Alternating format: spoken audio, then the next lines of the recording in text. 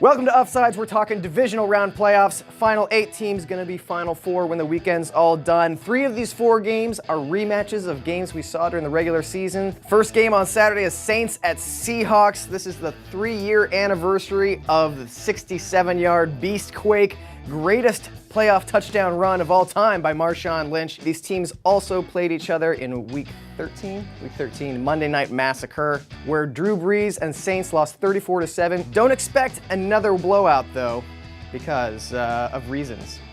Yeah. The Saints should have a better opportunity to get the ball to Jimmy Graham, the Seahawks' best coverage linebacker, KJ Wright, out with a broken foot. He'll have better opportunities to score like he did in Week 13. What's KJ stand for? Ken Jr. K Jewelers, right? K Jewelers. Seahawks passing offense has not been what it was of late. They could really use Percy Harvin back for the first and only time since Week 11, Week 10. Well, what, he tore his hip off or something? He did. He had his broken hip. You don't use your hip to catch a ball. If the Saints can't get it done in the air, they're going to turn to the ground like they did against the Eagles last week. Mark Ingram did the most of the damage. Shocking. Which, as our friend Celebrity Hot Tub said, is like being stabbed to death with a grapefruit, because he sucks, is what I'm saying. Yeah. You want to hide me? Yeah. So did Eric Crouch. SB Nation's NFL editors like the Seahawks across the board. I like the Seahawks to win, but they're favored by 8, and I think the Saints are good to cover that. What about you? Yeah, take the points. That's a lot of points. Yeah, not as 27 points last time, but again, playoffs, things are going to tighten up, slow down a little bit. I like the Saints with those points, but Seahawks to win. Saturday night's game is Colts at Patriots. The Colts, of course, coming off the second biggest comeback in NFL playoff history. Andrew Luck had 443 yards last week. That's a lot. I made some butter. Chiefs literally, once they got up 28, they could have kneed the rest of the game and won. Andy Reid just can't coach in the playoffs, man. Should have been taking knees in the third quarter. In the Brady-Belichick era, we've seen several different iterations of the Patriots. This one is like, the theme is everybody's hurt, and whoever can play gets to start at running back. I think that's what it is. Well, I think the trick is he knows it's probably going to be snowy, so we got all these white guys. No, just stop there. All right, in order for the Colts to get a win here on the road, I think they're going to need to run the ball against the Pats' 30th ranked rush defense. They're also going to get some plays on defense. Tom Brady, of course, not exactly fleet of foot, and Robert Mathis coming off the edge against a slightly depleted Patriots line. For the Colts to win, they're also going to need to get more out of that defense. We need to see more of the Colts defense that allowed 6 points over the final 28 minutes of the game than the one that allowed 38 points over the first 32 minutes against the Chiefs.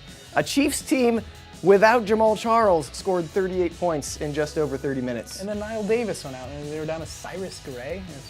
Come on, Colts! Disaster. SB Nation's NFL team likes mostly the Patriots with a couple Colts picks sprinkled in there. I'd love to pick the Colts here. They are capable of beating anybody, but they're just a little too unreliable. I'm going to go Patriots with the win. With the points, though, so what, 8-point spread?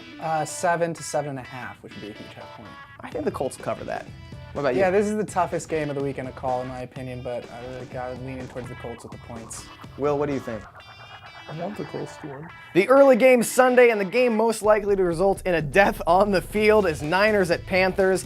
2 of the nastiest defenses in the NFL, 2 of the hottest teams in the NFL. Niners have won 7 in a row and 12 of 14.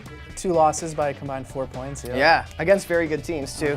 Panthers have won how many now? 11 of 12. 11 of 12. Did the Panthers have any rehab stints this year, though? It's a low blow. Yeah, I liked it, though. Let's talk a little bit about that Week 10 game. It was the worst game of Colin Kaepernick's career, just 91 yards passing. Cam Newton also didn't have a great game, 16 of 32 with an interception. But here's the difference. In that game, Vernon Davis left early with a concussion. They didn't have Crabtree back. And I think that's the main difference between these two teams, is that the Niners actually have viable options to throw to. You've got Anquan Bolden, Michael Crabtree had 100-plus yards last week, and Vernon Davis with 13 touchdowns on the year, 14 now 13, with the one last week. Big group, though. Remember when Ron Rivera was supposed to get fired like week 4?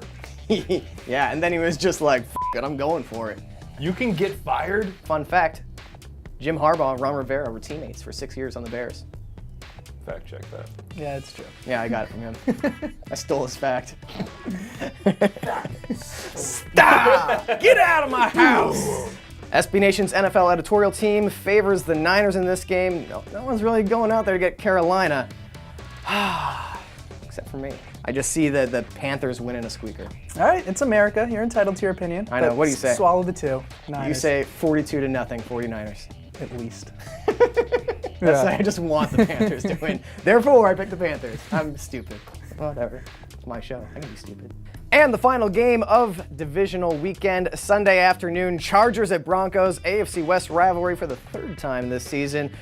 Chargers, of course, are coming off a surprising victory in Cincinnati. Surprising in that I didn't really think that Andy Dalton would commit suicide on national television, and yet that's what he did with his career. The Chargers somehow have a 5-game winning streak. I don't know how this happened. I guess teams decided not to throw against the 29th best pass defense in the NFL. You just gotta pray, man. Yeah. Jesus Christ. Yep. Phillip Rivers and the power of prayer. In the first matchup, Demaryius Thomas caught 3 touchdown passes of Peyton Manning's 4 that day. But here's the thing about Peyton Manning. What's his record in the playoffs against Phillip Rivers? 0-2. 0-2! 0 wins, 2 losses. Gonna get his 3rd. Phillip Rivers, man. Riverboat Phil. And Peyton Manning, when he gets that postseason bye, 1-4 in that first game. Of course, Denver last year also finished 13-3, also got a first-round bye, and then lost in double overtime to the Ravens. So the Chargers might gonna win. No, the Chargers aren't gonna win. With the exception of one outlier, SB Nation's NFL editors favor the Broncos in this one, and I'm with that. I like the Broncos outright. By 9.5 or 10 points? No, I think this will be a shootout. I like the Chargers to cover, but Broncos to win. What say you? Yup, take the points. That was easy. You just prognosticate this for like a job or something. You guys are idiots. All right, that's it for the divisional round playoff preview on Uffsides. Enjoy the games. We'll see you next week.